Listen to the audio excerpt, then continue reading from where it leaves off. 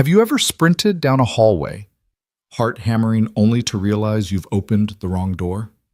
The one you pressed felt familiar under your fingertips, but what burst out on the other side was nothing like you expected. In a breathless second, Alex Turner swung into what he thought was maintenance interview room B and found himself facing the sleek mahogany table of OneCare Health's CEO. His battered boots scuffed the marble floor as he froze, resume clutched like a lifeline. Across from him, Isabella Quinn rose from behind her leather chair, the corners of her eyes tightening with recognition. The world narrowed to her voice, low and certain. "I've been waiting since 2010. That single line cracked open a decade of struggle, sacrifice, and unspoken debts, rewriting Alex's story before he even sat down. If you believe in life's unexpected pivots and the power of a single moment to change everything, hit subscribe, ring the bell, and drop a comment. What's the most surprising opportunity you've ever stumbled into? Alex Turner's boots had seen better days. The scuffed leather told stories of service calls at dawn, late-night repairs under flickering fluorescent lights, and one too many missed opportunities. But this morning he stood at the foot of a towering glass and steel edifice, clutching a crumpled resume and a manila folder as if it were a treasure map. Maintenance technician interviews were held on the 11th floor, so he'd been told. He slid through the revolving door into the cavernous lobby of OneCare Health. Polished marble floors reflected the soft glow of recessed lighting. A bank of elevators hummed patiently. Near the reception desk, a display touted the company's mission, bringing quality healthcare to every doorstep. Alex swallowed, rehearsed his answers under his breath, and pressed the call button for the 11th floor. The ride-up was brief, but felt endless. He clutched the folder tighter, straightened his too-loose tie, and tried to calm the tremor in his fingers. His daughter Emma had helped him rehearse last night, her college textbook spread across the kitchen table as she quizzed him on every possible question. He had to nail this one. The rent was due and Sophie needed new tires on her bus. When the doors slid open, Alex took a breath and stepped forward, only to be met not by folding chairs or clipboards, but by plush carpet glass-walled offices and the quiet hum of wealth at work. A brass nameplate on a heavy oak door read, "Isabella Quinn, founder and CEO." He hesitated. "Maintenance technician interview," he called, voice cracking. "Come in," came a cool, measured reply. Alex's heart slammed against his ribs as he opened the door. The room was vast, a high-ceiling, floor-to-ceiling windows that framed a panoramic cityscape, and at its center, a long mahogany table. At the head, a woman stood, blonde hair swept into a low chignon slate-gray suit tailored to perfection. Her eyes were sharp, yet held a trace of warmth, as though she were reading his very soul. "Michael Carson." She asked, wrong name, wrong resume. Alex blinked. I'm Alex Turner." Her gaze flicked to the folder in his hand, then back to his face. "Alex Turner," she repeated softly. "Sit down." He crossed the room as if in a dream and lowered himself into the guest chair. His palms were slick. He wiped them on his pants. "Do I know you?" he asked, glancing around for hidden cameras or waiting interviewers who might appear at the last second. She didn't smile. "We met once," she said quietly. It was snowing on Highway 287 near Bozeman. Cold trickled down Alex's spine. That night flashed before him a raging blizzard, his crowbar smashing the Volvo's windshield, the flash of headlights as he pulled a fragile woman free from twisted metal.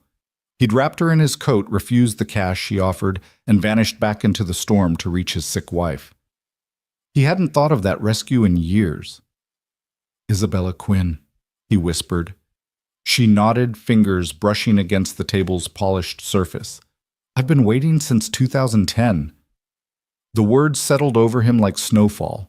He opened his mouth, then closed it, throat tight. "I'm so sorry," he managed. "No apologies," she replied, voice steady. "Sit." She motioned to a seat across from her. Alex sank back, holding his folder as if it might save him. His mind raced wrong place, wrong time, and yet every cell in his body told him this moment was right.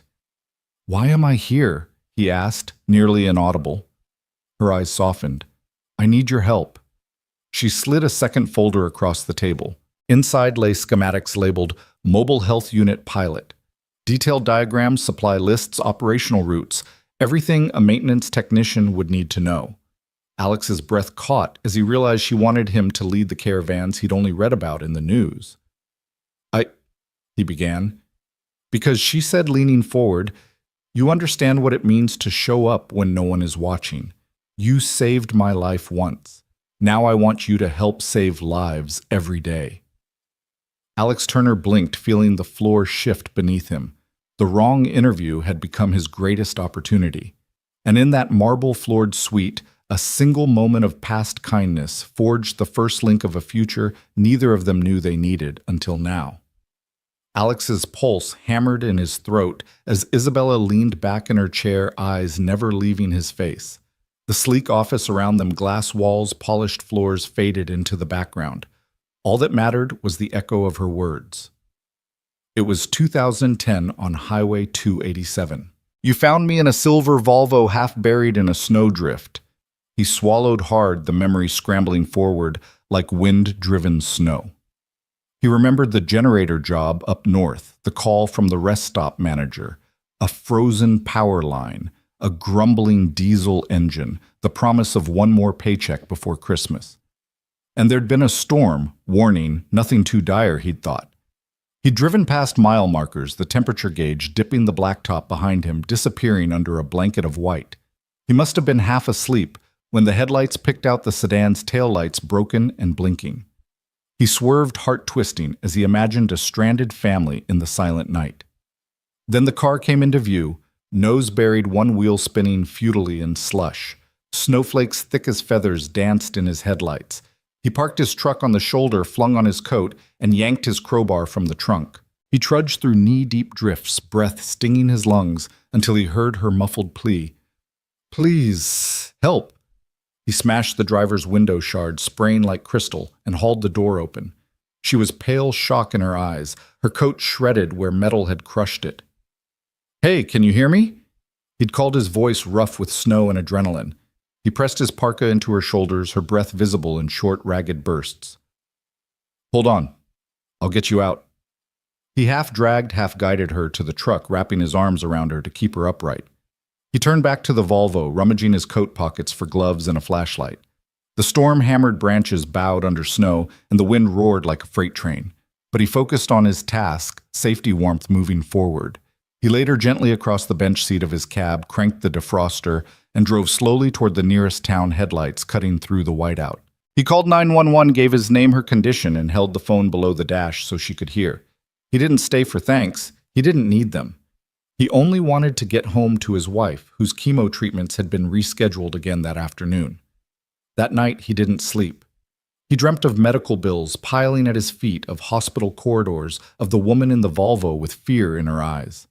He closed his eyes and vowed to forget to tuck the moment away like a folded photograph he'd never look at again. And now, in this gleaming office, that moment had come rushing back in full color. Isabella's gaze softened, tracing the lines in his face. "I nearly lost consciousness before you arrived," she said quietly. "If you hadn't come—" Her voice trailed off. Alex rubbed his forehead. "I'm sorry, I didn't—" "Don't apologize," she interrupted gently. "I never got your name, but I never forgot you." Alex's throat tightened. "It was nothing," he murmured. "I was heading home." She tilted her head, studying him. "You didn't just save me, you disappeared before I could thank you. I tracked you down once, but I never found you. Then I buried it in my mind, focused on my work." She sighed as if releasing a held breath. "I built OneCare Health on a single principle: kindness matters. That night taught me that strangers can change our lives forever." His pulse slowed as he absorbed her words. She believed in him, this woman of influence and vision, because of a moment he thought was long dead. He shifted in his seat, uneasy under her steady gaze. "Why bring it up now?" he asked softly. "Because I've been waiting," she said, voice so low it was almost a whisper. "Not just to thank you, but to repay you." She reached into the folder before her and laid the blueprints for a mobile health van on the table. "I want you to lead this team. You know what it means to rescue a stranger in need. I need someone who will show up no matter the storm." Alex stared at the diagrams: onboard generators, vaccine refrigerators, diagnostic kiosks. He felt the weight of the role settling on his shoulders. It was practical work, the kind he knew, hands-on, honest, essential. And yet it was also profound, a direct line from the memory of that snowy night to a future saving lives every day. He inhaled and let the warmth of her belief in him wash over his doubts. I'd like that, he said, voice steady. Her lips curved in a small, triumphant smile. Welcome aboard. In that moment, Alex Turner realized he hadn't walked into the wrong room at all. He'd walked into the second chance he never knew he was looking for, born from a midnight rescue in a blizzard carried across a decade and delivered in a single life-changing moment.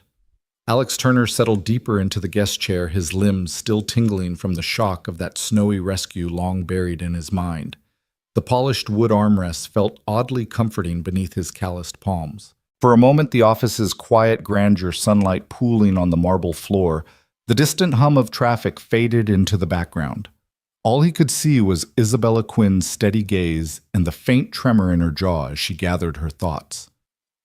I never asked your name. Isabella began, voice low but unwavering. That night, it was just another emergency for me. I had a talk to give at a conference the next morning, and the limousine. She paused, the memory pressing against her composure.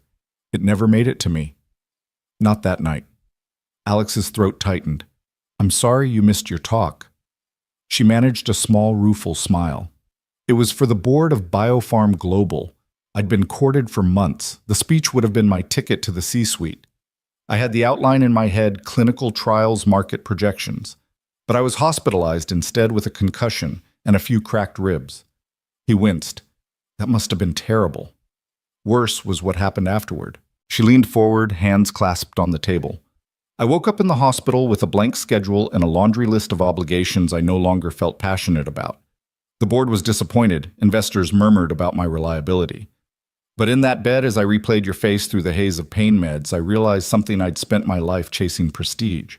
But prestige hadn't stopped my limo from sliding off the road. It hadn't given me a second chance. Alex swallowed hard. He reached for his folder as though he might hide in its crumpled pages. I never meant to derail your career, he said quietly. She waved a hand. You didn't. You saved my life. But more than that, you gave me clarity. She tapped the mobile unit schematic. When I left the hospital, I sold my shares in that pharmaceutical company and started OneCare Health. No boardroom, no flashy launches, just a mission: bring care to people who can't afford it or can't reach it. I designed these vans to travel where hospitals don't. But I knew I'd need someone who understood more than business, someone who could fix what breaks, whether it's a vehicle, a medical device, or a life in crisis.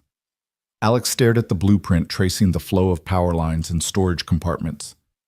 I've never done anything like this, he said. I'm a small-town maintenance guy. Isabella's eyes glinted. Exactly. You see broken things, you repair them. You don't ask for recognition, you just do it. That's rare in healthcare. Everyone wants a billboard.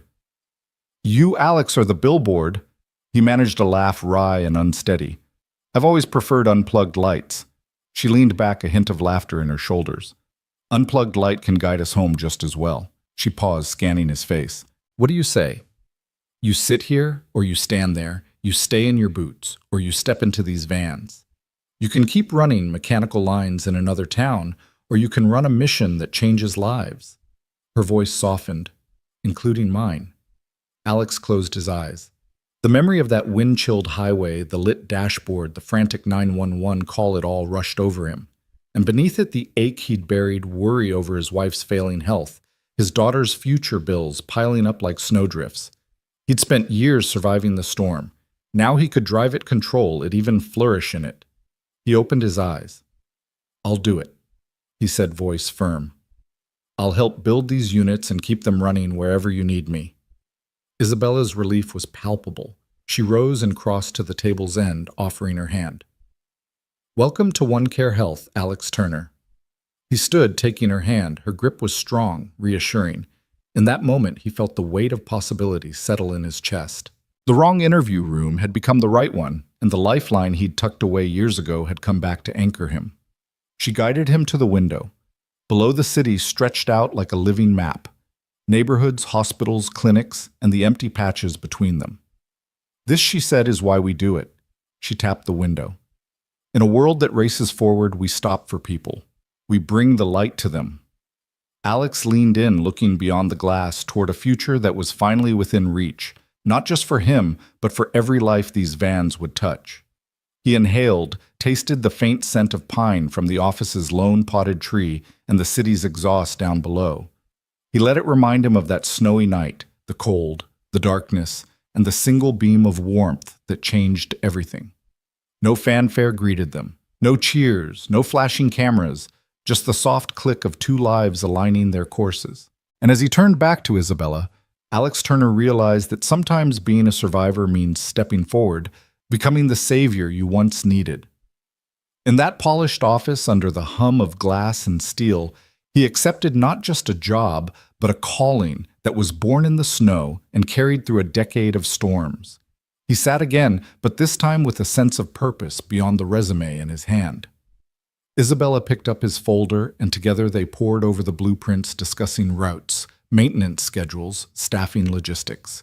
Their voices blended with the city's distant symphony, a dialogue of compassion and mechanics of strategy and service. Outside traffic flowed on, unaware that in that corner office, the smallest moment from long ago, had sparked an engine of hope. And as Alex Turner traced each line on those sacred documents, he felt the first true warmth of second chances blooming in his chest, ready to illuminate every broken road ahead. Alex Turner exhaled, feeling the weight of the moment settle between them like a soft snowdrift. He'd prepared himself for polite dismissal, an apologetic, "We appreciate your interest," and another resume tossed onto the growing heap of also-rans. Instead, Isabella Quinn was leaning forward, her fingers laced on the polished table eyes, bright with purpose. "I want you on the road," she said. Alex blinked. He shook his head as if to clear it. I thought you were interviewing for maintenance staff. I mean, it's an office." Isabella smiled the kind of smile that reached her eyes and warmed her whole face. "This is maintenance staff, just not the kind you find in an office tower." She tapped the schematic on the table. OneCare's mobile health units, refrigeration for vaccines onboard generators. Diagnostic kiosks, we travel to communities where hospitals are a day's drive away. We need someone who can fix anything anywhere. He swallowed. "I've changed light bulbs and unclogged drains," he murmured. "I've even rewired coffee machines on a cold morning. But medical equipment isn't so different," she interrupted gently. "It's precision and care. You've spent your life solving problems without fanfare. You never asked for credit when you pulled me from that wreck. You just did what needed to be done." Alex looked down at his hands, rough and ink-stained, the kind of hands that remembered every bolt and wrench. He thought of his daughter Emma, off at college and too busy for nightly calls. He thought of his late wife Lisa and the radiator he'd fixed to keep her warm in her last days. He'd lived 100 unseen moments of quiet heroism. This would feel familiar. He dared to meet Isabella's gaze. "What exactly would you have me do?" She reached for a cup of water and set it before him. "You'd oversee the maintenance and rapid repair of our fleet. When a van's engine sputters on a gravel road, you're the one who gets it moving again. When vaccines threaten to spoil, you're the one who spots the coolant leak. When diagnostics kiosks freeze up in a winter storm, you're there hands-on, making sure care keeps flowing." Alex picked up the glass, fingers curling around it. The water was cool against his palm. "You're talking about long days, nights under the stars, driving down brush-filled back roads." Isabella leaned in. "Exactly. It's not a desk job. It isn't meant to be glamorous. It's meant to matter." He set the glass down, sensing the gravity of her words. "I'd have to travel alone sometimes," he said. "I'm not exactly social." She chuckled softly. "You're not the chattiest guy at the brunch buffet, but out where we go, people aren't looking for small talk. They're looking for someone to show up when no one else does." Alex's heart thumped. He'd been invisible so long that the idea of being needed, truly needed, felt foreign and thrilling. "And the team," he asked, "do they respect guys like you," Isabella answered. "You're not a suit barking orders. You're someone who understands the value of a working machine when a life depends on it. You'll be their anchor in the field." He closed his eyes briefly, seeing himself crouched under a van in sleet headlights, cutting fog tools spread like instruments of healing. He saw himself in the driver's seat, the mobile clinic's engine purring after his repair. He saw the faces of patients waiting in the back, Children with coughs, elders with aching bones trusting him to keep the unit alive. He opened his eyes. "What about training?" he asked quietly. Isabella smiled again, that resilient curve of soft steel. "I'll ride with you," she said. "We'll tackle the first 6 units together. Then you'll run solo, but I'll always be a radio call away." "I trust you with lives, Alex." He blinked, feeling tears threaten. "Shh! I don't know what to say." "Say yes," she said simply. "You don't have to sign anything right now. Go home, think it over, talk to Emma. But know this, we need you. I need you." Her sincerity was a mirror reflecting the man he had been and the man he longed to become. He remembered the hope he'd clutched in this same folder years ago, hope that had dimmed under the glare of hospital bills and dead-end paychecks. Now possibility glowed once more. He swiped a hand over his face. "I want to say yes," he said, voice rough. "I need to say yes." Isabella rose, extending her hand.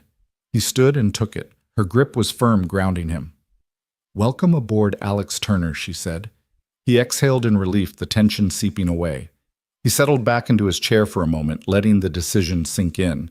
It wasn't just a job offer, it was a lifeline cast to a man adrift for far too long. They spent the next hour hashing out details, schedules, supply chains, field protocols. His questions were met with practical answers and thoughtful support. He learned the mechanics of the onboard generators, the backup systems for cold storage, the remote diagnostics apps they'd developed. Isabella sketched a route from the city to an isolated mining town, nodding as he pointed out potential hazards, narrow passes, landslide zones, river crossings. By the time he closed his folder, Alex felt more certain than ever.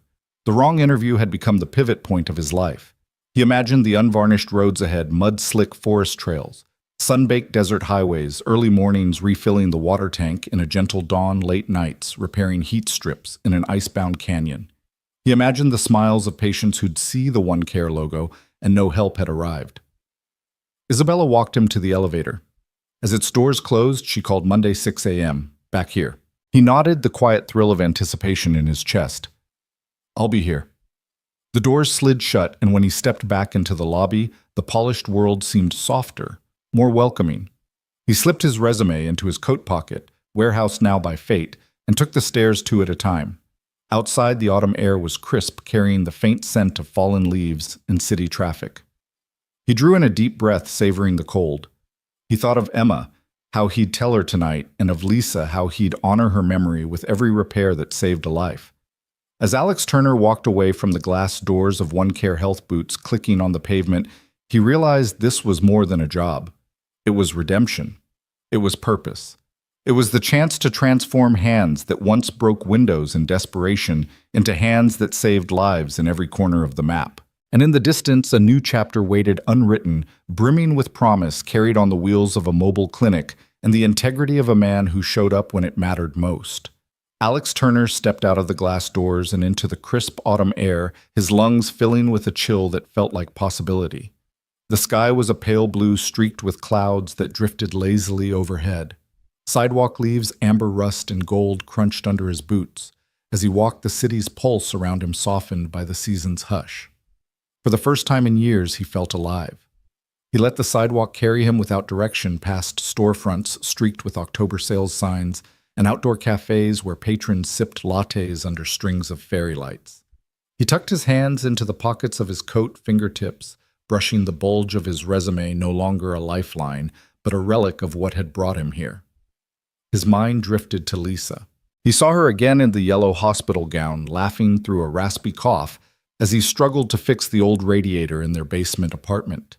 She'd teased him that morning, "You're going to be the best-looking tech guy at my support group." He had smiled, heart aching in its hollow place fingers, cold from grease, but warmed by her wink. He hadn't felt grease on his hands for months. The thought made him grin. Soon he would. He paused at a corner, the early sun glinting off a copper spire in the distance.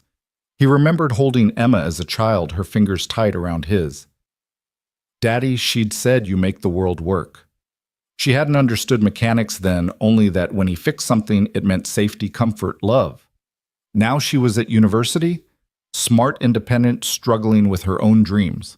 He pulled out his phone thumb, hovering over her contact. Before he dialed, he realized he wanted to tell her in person. He pictured her on video chat, long brown curls, tired smile, the book scattered across her dorm desk. He wanted her to know this wasn't just good news, it was a homecoming of hope. He swung onto a tree-lined street he'd walked 1,000 times, where old brick townhouses stood shoulder to shoulder like loyal friends. He passed Mrs. Delgado's flower shop pumpkins, and mums spilling from wooden crates, and smelled the sharp sweetness of chrysanthemums. He thought of Lisa's favorite bright yellow daisies she kept in mismatched jars. He'd never told Emma why daisies, but it didn't matter. She knew daisies meant sunshine after rain. At the corner deli, he stopped for coffee, the same black coffee he used to nurse while grading bills. He ordered and watched the barista pour steam curling in the air like a promise. He took the cup and set off again, savoring the first bitter sip. He let the warmth travel from his lips through his chest, displacing years of cold worry. He'd spent so long defending himself against survival, patching leaky pipes, rationing every penny, fighting insurance delays, late fees, hospital visits. Now he wasn't just surviving, he was on the brink of building something bigger than himself. He navigated the familiar blocks until he saw the faded green awning of his apartment building. The metal stairs creaked underfoot as he climbed 2 flights to his door. Inside, a single bulb glowed overhead, illuminating a small hallway lined with framed photos. There, a snapshot of Emma at her high school graduation cap, at a jaunty angle broad grin that mirrored his own. He pressed his forehead against the cool frame. "I did it, kiddo," he murmured, straightening the photo. "Dad." Emma's voice floated up from the kitchen, tentative and sleepy. He shelved the coffee on the side table and turned the knob, stepping through into the warmth of lamp-lit walls and the scent of macaroni bubbling on the stove. Emma sat at the kitchen table, textbook splayed open, pen in hand. Her sweatshirt read State University Class of 26. She looked up, eyes widening. "You look—" She paused, searching his face. "Is that a real smile?" He chuckled, sitting opposite her. "First one in a while. How's the study session going?" She rubbed her temple. "Regents, Pride and Prejudice, archaic stuff. But I'll survive." She offered him a half grin that melted his chest. "I've got news," he said, voice unsteady. He reached into his coat. Emma tilted her head, expecting bills or a threadbare photograph. Instead, he pulled out the folder, his old resume, and handed it to her. She opened it, eyebrows lifting. "What's this? I'm not job hunting," he said, leaning back. "I walked into the wrong office today, and it was the right one." Her pen clattered onto the table. Wrong office. He told her about OneCare Health. The sleek lobby, the unexpected reunion with Isabella Quinn, the rescue in the blizzard, the vision to bring care to the forgotten corners of the map.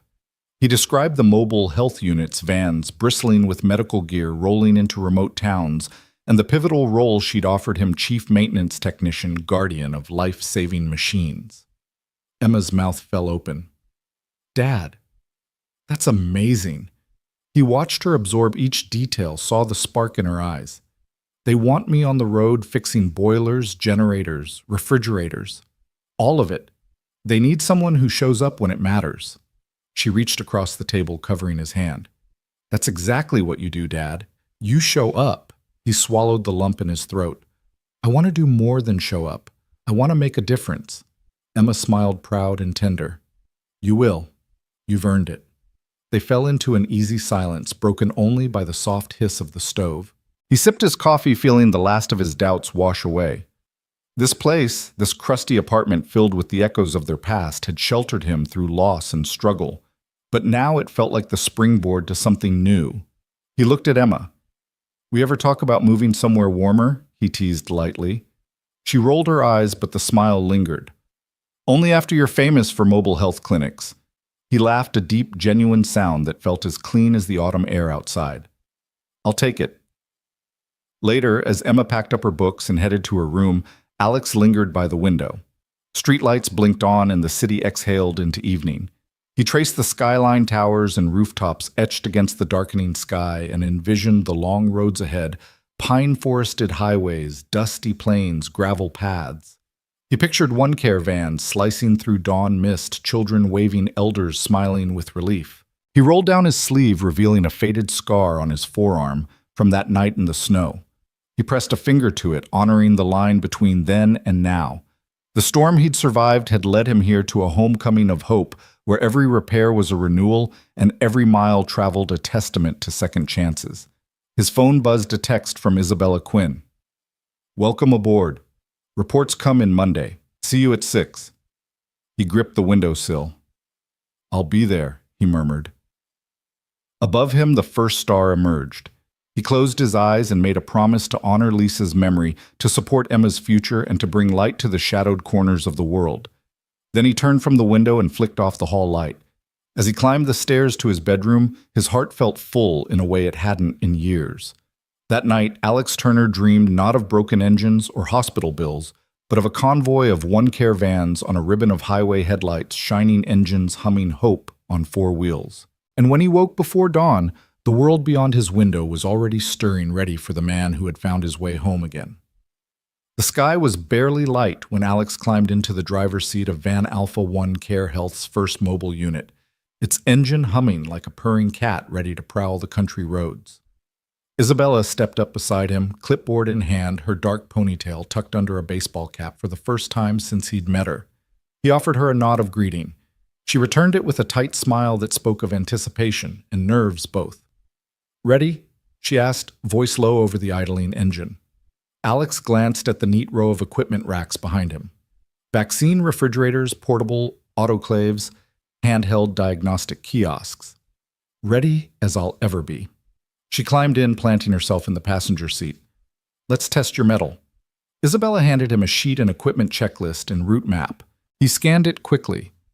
Site 1, a rural elementary school 30 miles north. Site 2, a food pantry in a farming village. Final stop, a weekend health fair in an old church hall. She tapped the printed refrigeration specs. Temperatures, diagnostics. "Let's start with the fridge."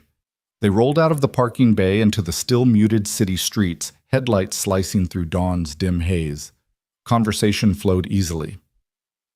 Isabella asked about his granddaughter's college studies. He quizzed her on coffee orders. The early morning lull felt like a prelude to something larger, the city's hustle yet to wake. At the first stop, they squeezed through the school's narrow driveway, winter mud clinging to the tires. Alex hopped out a tool bag slung over his shoulder. Isabella followed, letting him lead the way to the back of the van. Alex flipped open the rear hatch, revealing the chill interior.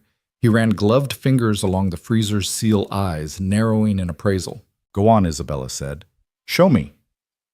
He pressed a diagnostic button, and the fridge's internal temperature lit up on a small screen 37 degrees Fahrenheit. Within spec, but not by much. He smiled and popped open the door, exposing rows of vials packed in a foam rack. "We'll swap the coolant line," he told her, pulling a handheld wrench from his bag. "It's quick work." Isabella watched as he knelt on one knee, unlatching the protective panel. With practiced precision, he detached a corroded hose, its metal fitting puckered by age. The new line clicked into place, and he closed the panel, sealing the compartment. Then he pressed the monitor again 35 degrees. He gave her a thumbs up. "Perfect," she said, relief coloring her tone. "I never had to get my hands this dirty." She paused, leaning closer to inspect a spool of tubing. "Back when we launched the first clinic, my team and I were unpacking boxes at dawn. I ended up hand-painting our logo on the side of our first unit after the stencil kit broke on day 1. Alex laughed, picturing a younger Isabella crouched in paint-splattered jeans. She continued, "We didn't have fancy service contracts. We drained and refilled coolant by hand out of a watering can while I argued prices with equipment suppliers over the phone. That van was held together with duct tape and sheer willpower." He grinned. "Sounds character building. Character saved lives," she corrected gently. "Now you're the one preserving lives with your building skills." Her eyes sparkled as she handed him a cup of coffee. Onto the kiosks.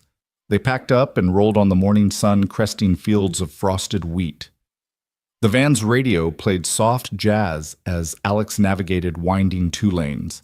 When they reached Site 2, a converted barn where families queued for free groceries, he guided the van into a makeshift driveway. People lined up under a tent, children in bright jackets clutching stuffed animals. Alex waved and Isabella waved back her presence, both authoritative and approachable.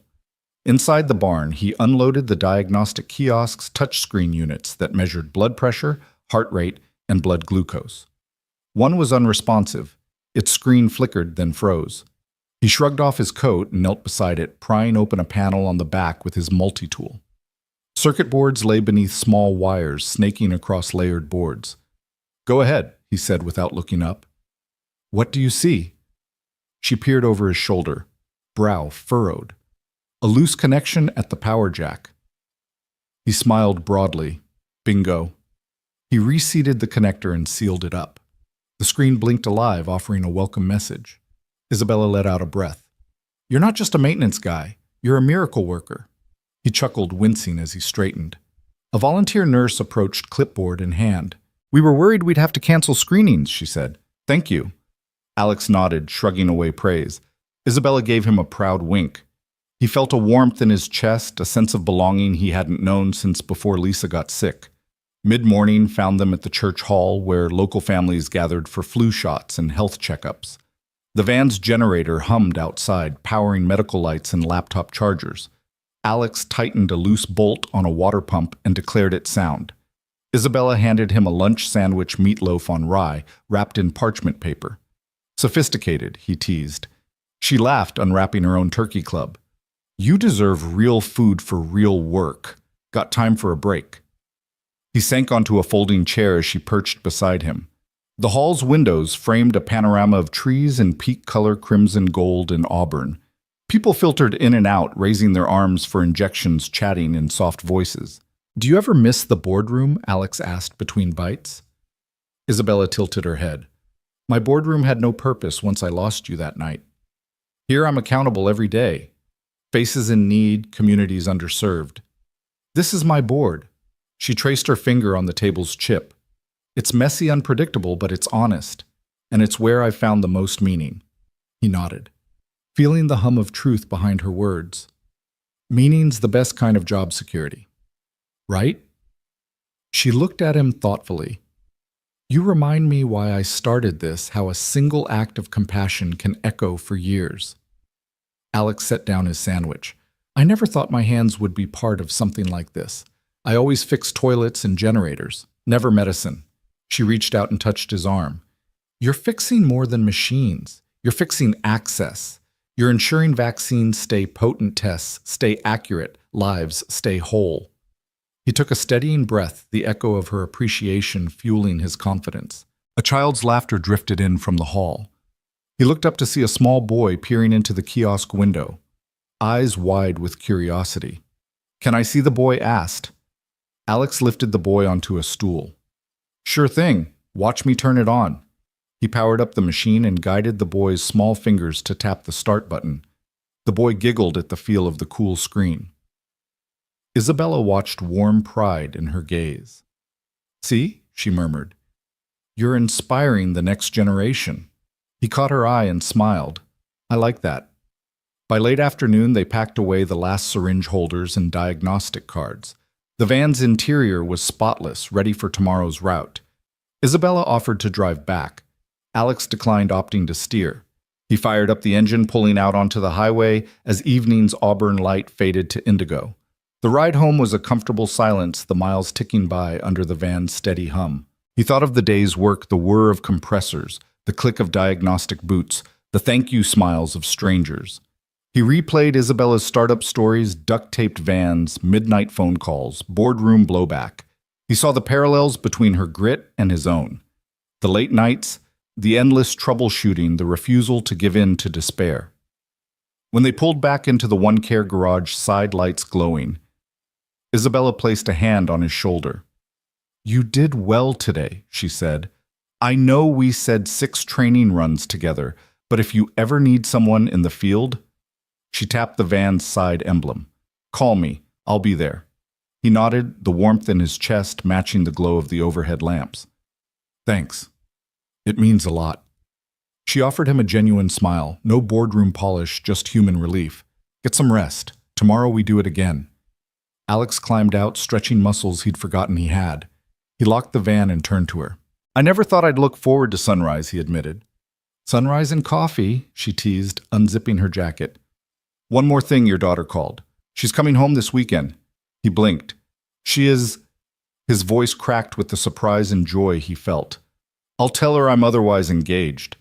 She laughed a light, clear sound that followed him as he walked away. That night in his apartment, Alex sank onto his couch and closed his eyes. He felt the subtle ache of muscles stretched in service. The gentle buzz of adrenaline faded to contentment. Outside his window, city lights blinked on, and he was no longer alone in a silent struggle. He was part of something bigger, something that healed bodies and hearts alike.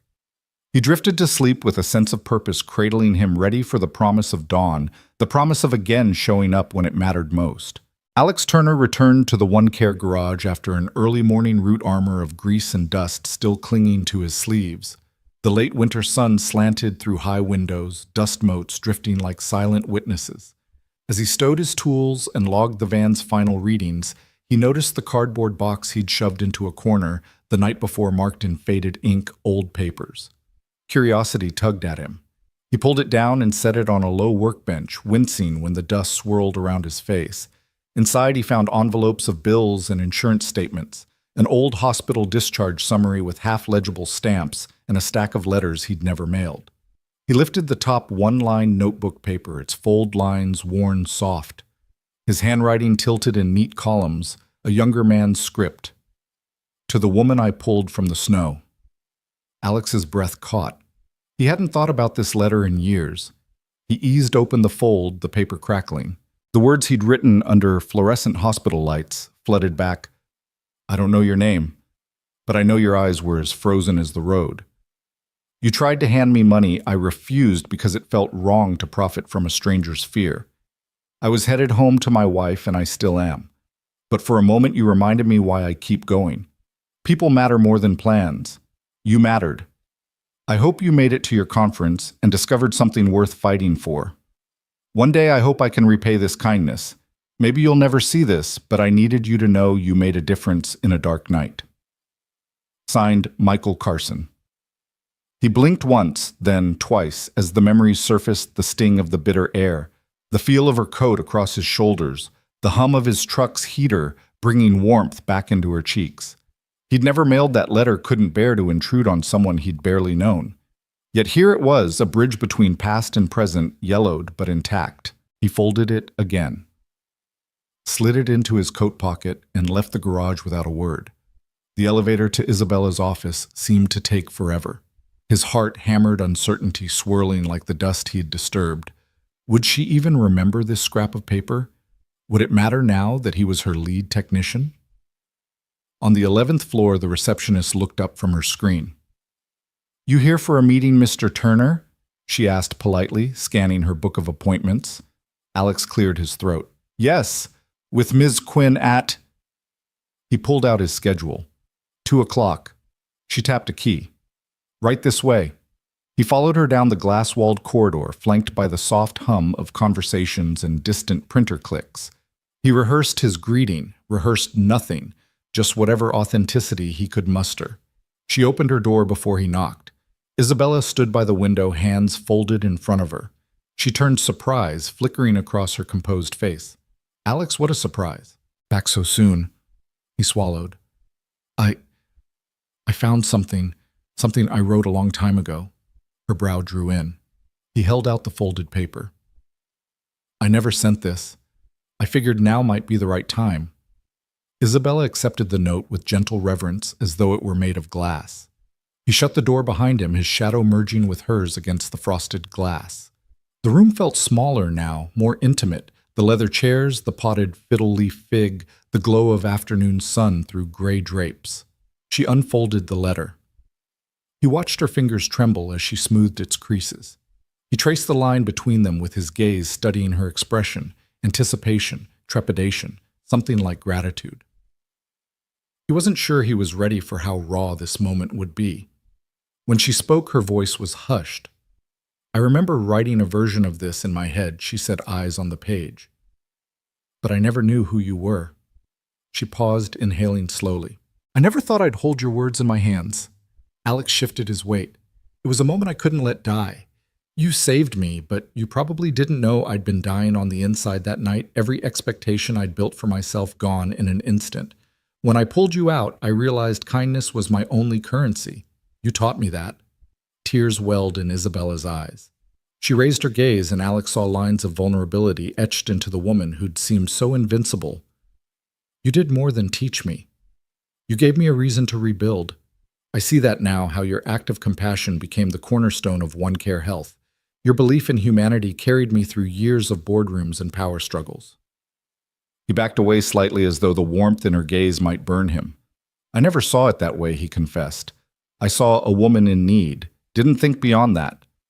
She folded the letter and tucked it into a plush folder on her desk. That's the beauty of it, she said, voice thick with emotion. You saw a stranger and acted. I saw a stranger and remembered how to believe.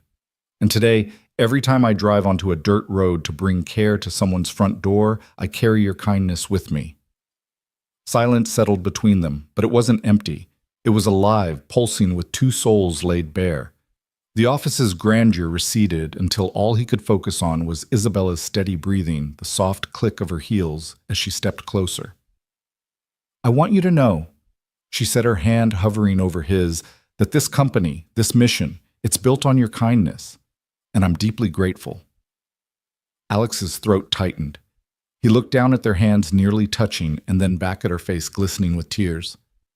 Thank you for bringing me back, he whispered, for giving me work that matters and letting me be part of something I can be proud of. She nodded, letting out a shaky breath. You've given me so much more than that. In that shared glance, time folded in on itself, the stormy highway, the hushed hospital corridors, the gleaming conference room, the honking engines of the mobile clinic. Past and present converged in a powerful promise they would move forward together, not just as CEO and technician, but as two people bound by an unsung letter and the truth it revealed. They stood in the quiet aftermath of confession, neither ready to break the spell with small talk. Finally, Isabella broke the silence. I'll frame this, she said, touching the letter gently. It belongs here. She motioned to the empty wall beside her desk, already picturing it as a testament to their shared journey. Alex nodded, his heart unburdened for the first time in years. Thank you, he whispered once more, for this and for everything. As he turned to leave, he realized there was no wrong room, no misstep. Every path, every snow-laden mile, every sleepless night, every bolt he'd tightened had led him here. And as he stepped back into the hallway, he carried with him the weight of that letter, now transformed from an unsent hope into a living bond that would guide them both through every road to come. Alex was elbow-deep in the van's engine bay when the email arrived. He wiped his grease-streaked forehead and peered at his phone screen. Urgent suspension pending investigation. His chest tightened as he read further discrepancies found in Service Unit C's maintenance logs. Effective immediately, you are relieved of duty until further notice. His stomach dropped. He blinked at the words as though willing them away. His hand still wrapped around the spark plug wrench trembled ever so slightly. Doubt churned like a storm cloud in his mind. No, he whispered, voice rough. That can't be right. He backed out of the engine bay, heart pounding. In the back of the garage, the early morning light drained away, leaving soft shafts of gloom. Joe, the fleet supervisor, appeared around the corner, eyebrows raised. I heard he said quietly, Log entries flagged your sign-off last night. Upper management wants answers. Alex dropped the wrench and shook his head. I didn't alter anything, he said, voice small. I signed off after I flushed the lines and checked the temps. That unit was perfect. Joe sighed, defeated. I know you did. But digital records don't lie, or so they say. He paused, resting a hand on Alex's shoulder. I'm sorry, man. Alex glanced at him, gratitude flickering in his eyes. Thanks. He turned and tightened his jaw. I'll fix it. He raced to his locker, yanked out his notebook where he'd tracked every pump test, every gasket replacement. His pen flew across the pages as he cross-referenced times and tachometer readings. Nothing on his end had gone wrong. Yet the internal logs showed someone had reversed the entries, marking the unit's temperature out of spec for 3 hours after he'd clocked out. He stormed to Isabella's office resume folder, tucked under one-arm notebook in hand. The hallway was quiet, hushed whispers drifting behind closed doors. He hesitated at her door, heart hammering. He'd never barged in unannounced before, but this time he had to break protocol. He knocked twice louder than usual. When she called, Come in, his resolve steadied. He stepped inside, eyes flicking to the framed letter on her wall and then to her chair. Isabella looked up from her laptop, concern immediately flooding her features. Alex. What's wrong? He dropped into the guest chair, sliding his notebook across the desk. Someone tampered with the logs, he said flatly. They made it look like I didn't maintain Unit C properly. They've suspended me pending investigation. Her eyes narrowed, jaw tightening. Who? He shook his head. I don't know yet, but it wasn't me.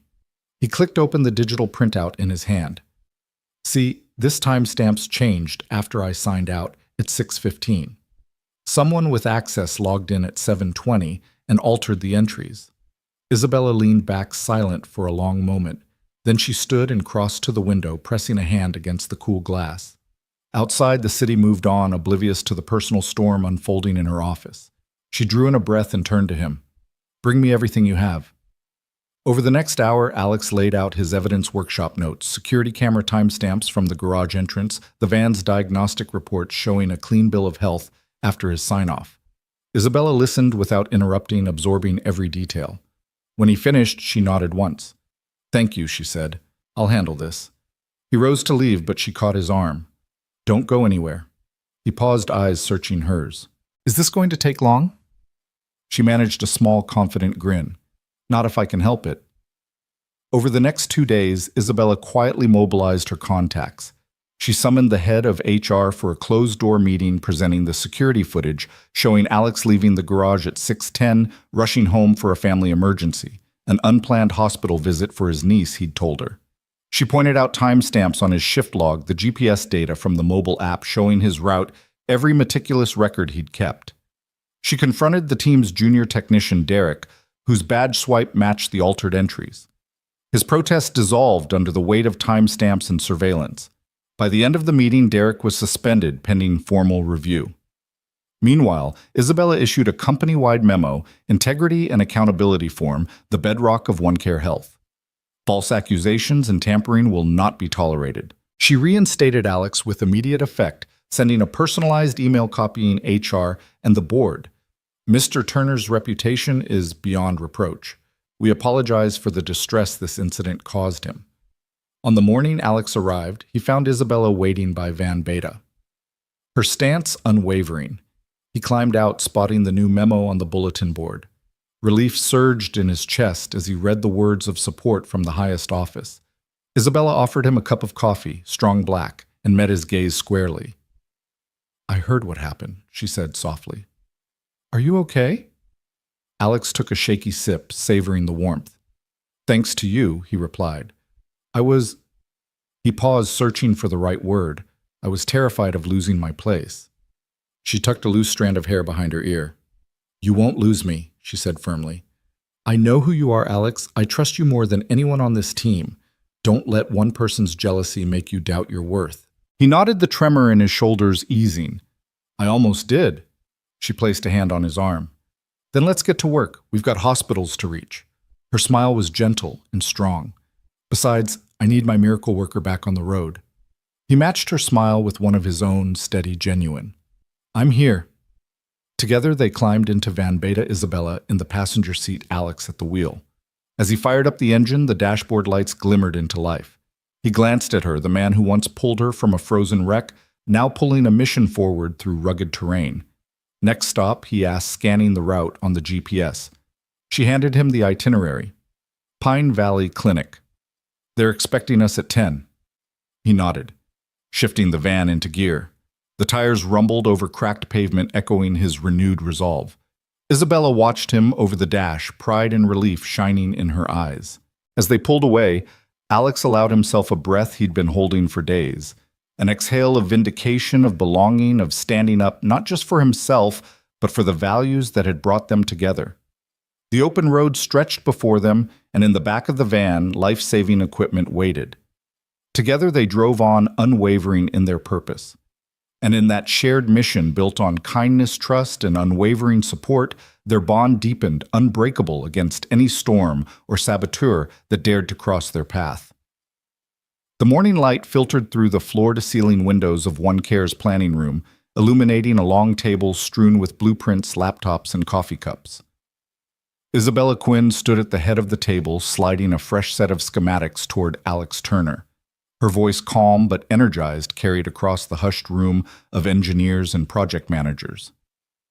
"Alex," she began, "this is the layout for our Pine Valley Clinic Hub, but I want you to co-lead this build with me."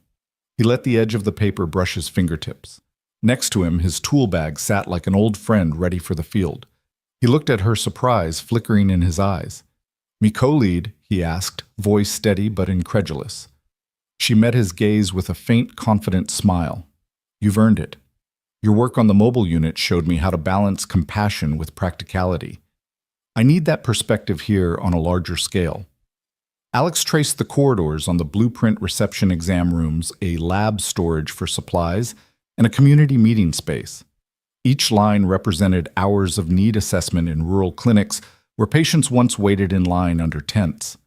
He thought of the van's hum fading behind him as he walked away from patient after patient who couldn't come to the city. Now they'd come to a permanent place of care. The weight of that responsibility settled in his chest like a promise. "I don't have an architectural background," he admitted, "but I know how to build things that last. If you have faith in me, I'm honored." Isabella tapped the plans. "It's not about degrees, it's about experience. You know what breaks and how to fix it. That's more valuable to our patients than any certificate." He nodded, feeling a rush of pride. Around them, team members stirred some exchanged smiles at Alex. Others jotted notes as Isabella outlined timelines. She introduced him. "This is Alex Turner, our Director of Field Operations. He'll be coordinating construction schedules, ensuring equipment compatibility, and troubleshooting any issues on site." Hands shot up with questions about power backups, supply chain contingencies, local contractor bids. Alex leaned forward, offering clear, concise answers drawn from years of hands-on maintenance and logistics. He spoke of mobile van repairs, then translated those lessons to load-bearing walls and HVAC systems. His confidence built with each response. He realized that leadership didn't require mastery of every detail, just the ability to find solutions and rally a team.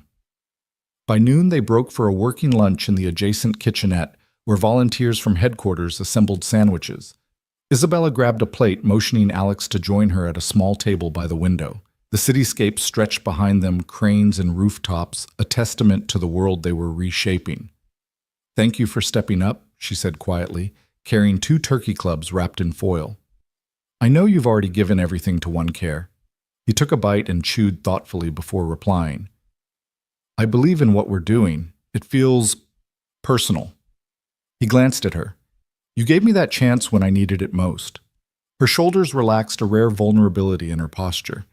"You repaid me tenfold by believing in this mission. I want us to build something that lasts not just for patients, but for the organization's future." She paused, searching his eyes. "And I want us to build something together." Alex set down his sandwich, a tingle of warmth blooming in his chest. Together, he echoed. The word felt heavy with possibility.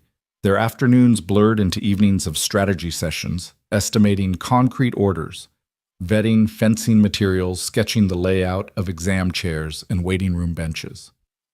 Isabella and Alex traded ideas. He suggested alternative cold storage units based on his van experience. She adjusted pathways to optimize patient flow. Each correction came with mutual respect and a shared laugh when minor errors surfaced. Over time, their partnership flourished, the lines between CEO and technician softening into 2 collaborators united by purpose. One late afternoon, as the team wrapped up for the day, Isabella found Alex reviewing cost projections alone. She leaned against the doorframe, watching him run his finger along the margin notes. The soft glow of a desk lamp highlighted his focused expression. "I didn't hear you come in," he said without looking up, then offered a quick smile. "Need something?" She stepped forward, folding her arms. "I wanted to thank you. The team's morale has skyrocketed since you came on board. They respect you." She paused, voice hushed. "And I respect you." His eyes met hers, and something in the air shifted, an electric current born of shared purpose and unspoken admiration. The space between them crackled. He closed his notebook, standing. "I respect you too. You've built OneCare from the ground up, and you trusted me to help carry that dream." She took a slow breath, both of them suspended in a moment where titles and roles melted away. Then she reached out, brushing a hand across his forearm. His skin warmed beneath her fingertips, and he felt a flutter of anticipation. "Come," she said softly. "Show me your favorite part of these plans." He led her to the map section where they'd planned a community garden just outside the main entrance, a spot where patients could sit among raised beds of medicinal herbs. "This," he said, pointing. "We'll build the beds low enough for wheelchair access and plant calendula chamomile and lavender to bring comfort. I wanted something that nourishes beyond medicine." Isabella's hand lingered on his arm. "That's brilliant. I didn't think of that." She turned to face him, her eyes shining. "That's why I need you, because you see details I can't." He swallowed, the world narrowing to her gaze and the distance between their shoulders. "We see together," he corrected, voice low. A moment stretched between them, pregnant with the promise of something more than professional admiration. Then she closed the gap, gently pressing her forehead against his. He felt the rhythm of her breathing, steady and comforting. "I'm glad we're building together," she whispered. He rested his hand on her waist, warm through her blazer. "Me too." Behind them, the glow of desk lamps and the scattered papers of tomorrow's blueprints blurred into insignificance. In that quiet intersection of plans and hearts, their shared purpose deepened into connection. Two people, once strangers on a snowy road, now architects of hope and each other's future. And as the sun set beyond the city skyline, Alex Turner and Isabella Quinn stood surrounded by the promise of a clinic that would heal communities and a partnership that would heal two souls. They remained there, steam rising from their coffee cups, united in vision and tenderness, ready to build a world that would stand long after the last brick was laid. Late evening shadows pooled in the corners of the One Care Health stairwell as Alex Turner followed Isabella Quinn to the rooftop terrace. The doors swung open to reveal the city spread beneath them, a galaxy of streetlights, neon signs, and distant car headlights winking like fireflies in the dark. The crisp autumn air carried a faint scent of wood smoke and late-night coffee, a reminder that life pulsed on below as relentless and hopeful as ever. Alex stepped onto the gravel-strewn deck, first the soles of his boots crunching softly.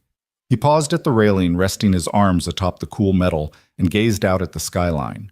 He felt small in that moment, just one man in a sea of buildings, but also profoundly connected to something larger. After weeks of shifting from emergency calls to stifled accusations and triumphant vindication, this quiet space felt like a sanctuary of clarity. Isabella joined him a heartbeat later, her dark coat pulled tight against the breeze. She leaned forward, mirroring his stance, and they stood side by side in companionable silence. Below them, a taxi horn honked, and a train rumbled through its underground tunnel. But here, it was just wind and the gentle hum of the city at rest. Alex cleared his throat, tracing the horizon with his eyes. "It's different up here," he said, voice low, almost peaceful. Isabella nodded. "I come up here when I need to remember why we do this, why we keep pushing."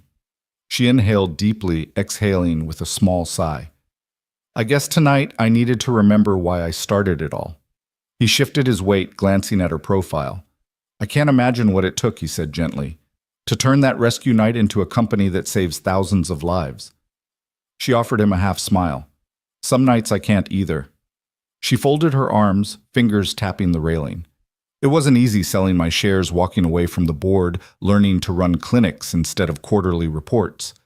Sometimes I wonder if I traded one kind of loneliness for another." Alex looked at her, the soft glow of streetlights casting shadows across her face. "Loneliness." She nodded, gaze drifting to the street below. "Boardrooms are empty, in their own way. Everyone chasing power metrics headlines, no one ever stops to ask how you're really doing. I built walls of titles and expectations around myself so high that even I couldn't see in." He absorbed her words, recalling the first time he'd pulled her from that wreckage, how she'd tried to thank him for saving her life, only to learn he was disappearing into the storm as quickly as he'd arrived. "I never got to ask what was behind those walls," he said. "I only saw a stranger in danger." Her laugh was a soft exhale. "And you gave me more than a rescue.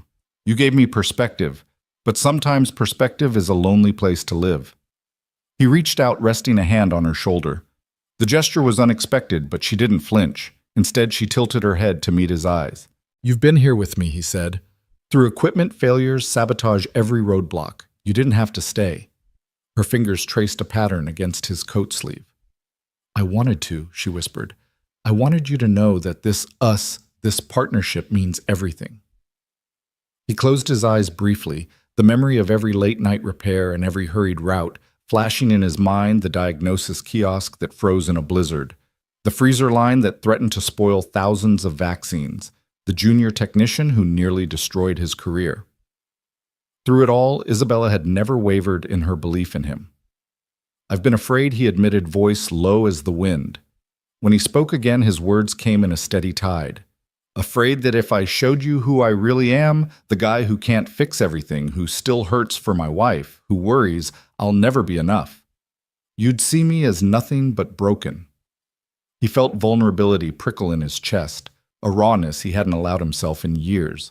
Yet as he risked honesty, Isabella's eyes softened as though she was offering him refuge he'd lacked since Lisa's last days. "I see you as whole," she said after a moment, each word deliberate and calm. "Broken and healed, scarred and resilient, everything that makes you who you are." Alex opened his eyes and looked at her, the city lights refracting in her gaze. His heart felt heavy and buoyant at once. "I keep thinking back to that night how you tried to pay me and I refused. I did it because I had to get home to my daughter, but also because I didn't want kindness to become a transaction." He hesitated. "Tonight, I wanted you to know that you became my kindness. You trusted me when I didn't trust myself." She exhaled softly, stepping closer until their shoulders brushed. "You've become mine too," she replied. The steel in her voice had melted into something warmer, more vulnerable. "I've been afraid to admit it, afraid of losing the person who saved me." Alex turned, facing her fully now. The glow of the street lamps painted soft shadows across his features. "I don't want to lose you," he said, voice steady. "Not as a friend, not as my boss, not as the woman who showed me a new path." Isabella's teeth caught her bottom lip, a nervous gesture he recognized as purely human. "I don't want to lose you either," she confessed, her hand slipping from the railing to his. "I was afraid that what we're building was just another project, but it's more than that now. It's you and me trying to do something good together." He closed the distance between them, offering her his other hand. "Then let's not pretend otherwise," he said softly. "No grand declarations.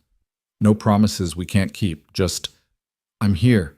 I'm walking forward with you." Her eyes glistened with tears, bright honest, a reflection of the city's scattered lights. "Side by side," she whispered. He nodded. Side by side. They stood there, two silhouettes against the sprawling metropolis. Hands entwined, the night air weaving them closer. Below, distant sirens lulled and an occasional car passed, but on that rooftop time stretched unhurried and full of possibility. Without another word, Isabella leaned her head against his shoulder. He felt the gentle rise and fall of her breath matching his own.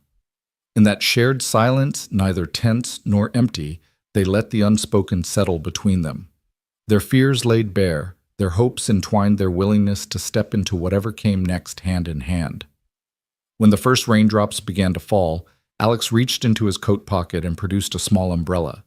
He opened it over their heads, sheltering them from the drizzle. She looked up at him, a soft smile curving her lips. Sometimes it took a wrong turn to lead to the right moment, he thought. Sometimes the quietest confession held the greatest power. And as they huddled beneath the umbrella, gazing down at the city they'd pledged to serve, Alex Turner and Isabella Quinn faced the future not as strangers or mere colleagues, but as two people bound by kindness, trust, and the quiet strength of walking forward side by side. The first blush of dawn painted the sky in pale rose and gold, as a hush settled over the newly completed One Care Health facility. The building's glass facade caught the early light, reflecting the promise of a new day. Volunteers and staff assembled on the sidewalk, nurses in crisp scrubs, technicians still blinking away sleep neighbors, curious to see what this health hub would bring to their community. Isabella stood at the front, ribbon and ceremonial scissors in hand, her dark ponytail tucked under an understated cap that read, One Care. Alex Turner slipped quietly to stand beside her, the soft hum of the city waking around them. Isabella stepped forward onto the small wooden platform erected for the ceremony. Behind them, the facility's doors gleamed, ready to open. A photographer snapped a quick image, the flash mingling with the gradual morning star. Isabella gestured for silence. Thank you all for being here at this early hour, she began, voice steady but warm.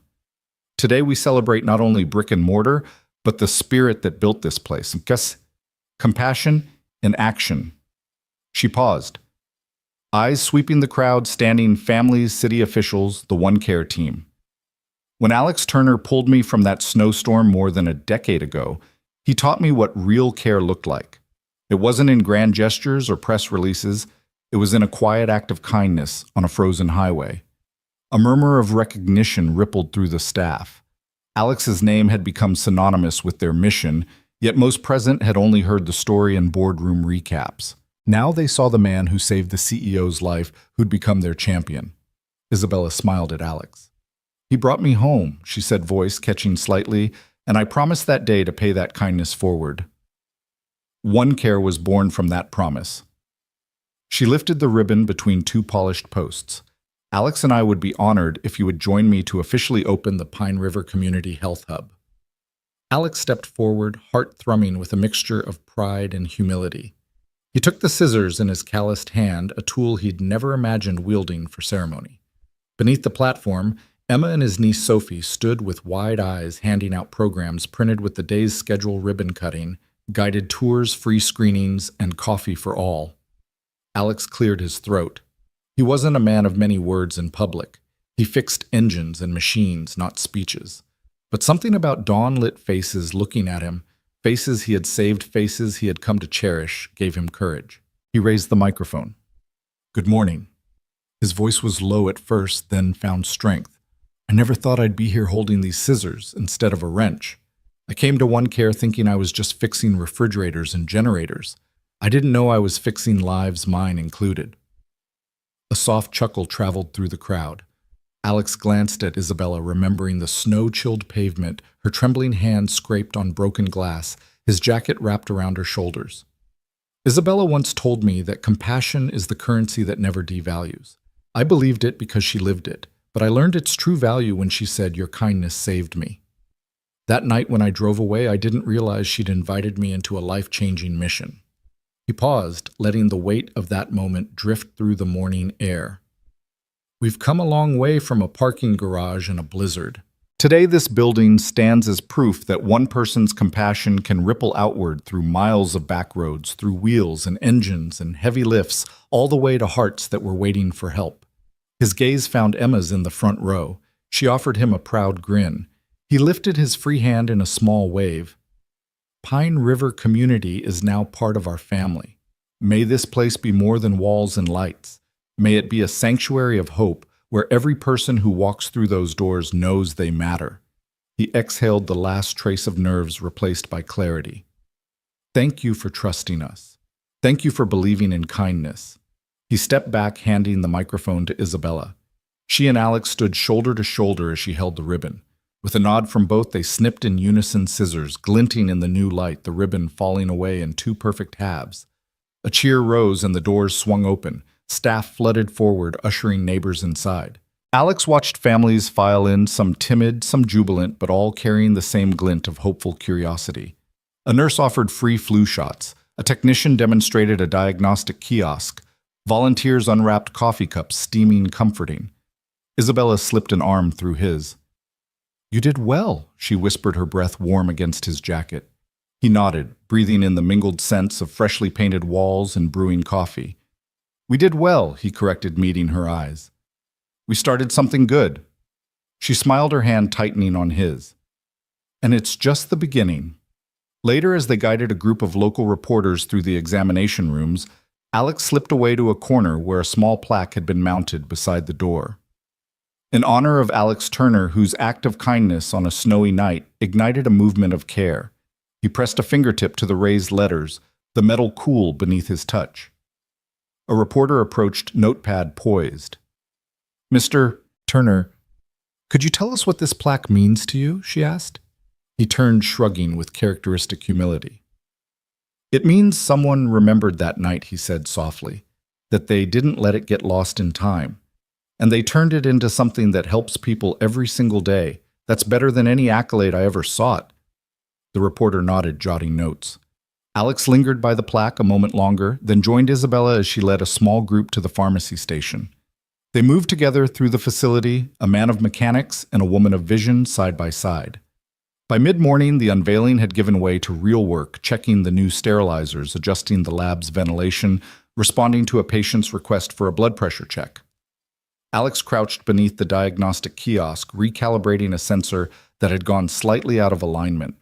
A child peered in curiously. He flashed a grin as he handed her a lollipop from the supply drawer. She ran back to her mother, proud as a queen with her sweet prize. Isabella watched him from across the room, heart swelling with gratitude and affection. She approached, slipping into the doorway beside him. "That sensor's off by 0.02 psi, she observed. "Good catch." He straightened, dusting his knees. "Habits die hard." She laughed, the sound light and genuine. "You're going to keep me honest for years to come." He wiped his hands on a rag and offered it to her. "That's the plan. We'll keep each other honest." She accepted the cloth and dabbed at a smudge on her white coat. She'd traded her suit for a lab coat this morning and smiled. "I'm glad you're here." He tilted his head. "Me too." Behind them, the clinic buzzed with life. A mother cradled her newborn during a routine checkup. A grandfather received a blood sugar consultation. Volunteers organized paperwork with steady efficiency. Everywhere Alex looked, he saw the echoes of that snowy night gratitude relief trust. And he realized how far he'd come from a weary dad clutching cattle calls and past due notices to a man whose hands built hope on 4 wheels and now in a shining facility. As Isabella stepped forward to address a group of community leaders, Alex lingered a moment, taking in the hum of purpose around him. He closed his eyes, remembering the hush of falling snow, the glare of headlights, the tremor in a stranger's voice. He whispered a quiet thanks to fate for that wrong turn for the open door that had become the right one. Then he stepped back into the flow of the day, tools in hand, ready to tackle the next challenge. Because ribbon cuttings were moments to celebrate, sure, but the real redemption was in the work they would do from dawn to dusk, day after day, touching lives in countless small ways. And as the sun climbed higher, Alex Turner and Isabella Quinn walked forward together, guardians of compassion, champions of second chances, their redemption story just beginning. The grand hall of the Young Masters Invitational thrummed with hushed anticipation as Alex Turner and Isabella Quinn settled into their front row seats. Crystal chandeliers overhead cast prismatic light across the chessboards lined up like soldiers ready to do battle. Emma, his daughter, and now their shared prodigy, sat at the final match table in a simple navy blazer, her brown curls tucked behind one ear. Across from her, her opponent, a poised 14-year-old with a fierce intensity, adjusted his pieces for the last time before the clock began. Alex's hand rested lightly on Isabella's knee. Her fingers closed over his in a silent vow of support. It was more than a chess tournament. It was the culmination of their journey, his chance at redemption, her proof of purpose, and Emma's emergence as a bridge between 2 lives. "Remember, breathe," Alex whispered. "You've prepared for this." Emma nodded, her eyes fixed on the board. "I see it, Dad." Across the table, she opened the game with her signature queen's pawn. Isabella caught Alex's eye and offered a small, proud smile. Behind every move lay a lesson in resilience and trust, lessons taught over late-night study sessions, long drives to clinics, and rooftop confessions. The opening gambit set the tone, a bold exchange that surprised even the commentators. Emma's knight sprang forward, sacrificing a pawn to gain critical control of the center. Gasps rippled through the audience. Alex leaned forward as Isabella's breath caught. She mouthed, "She did it." Emma's opponent blinked, regaining composure, but the momentum had shifted. Move by move, Emma navigated the complexities, weaving her pieces into a net of calculated pressure. Her father's heart pounded. Her mother's chest tightened, both aware of the gravity behind each silent move. At one point, Emma paused, recalling Isabella's advice. "Don't just see the board, feel the story. Each piece has a purpose." She turned her bishop to pin the opponent's rook, and Isabella caught a tear at the corner of Alex's eye. He brushed it away, but it left a sheen of pride on his cheek. As the game approached its climax, Emma's queen found a diagonal path to the king's side, delivering a stunning double check. The opponent's pieces crumbled under her quiet assertion. With a gentle slide, Emma placed her queen to declare checkmate.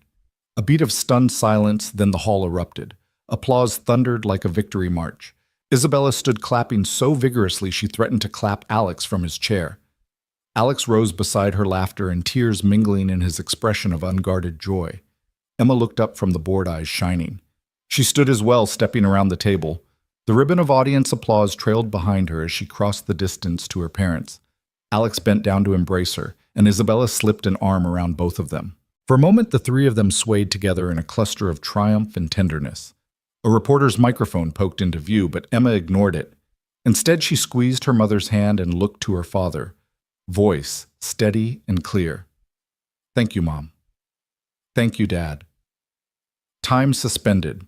The hush that followed was not awkward, rather it was sacred. A communal exhale that felt like the universe itself acknowledging the moment. Emma's simple words dissolved every title, CEO and technician, single dad and visionary leader.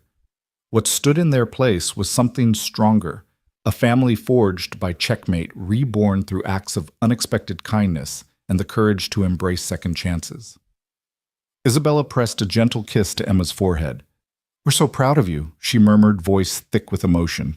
Alex nodded, hugging his daughter close. "You played every move with heart," he said. Emma pulled back to look at them, her cheeks flushed. "I couldn't have done it without you." Her gaze swept from Isabella's proud smile to Alex's shining eyes. "You both believed in me when I doubted myself."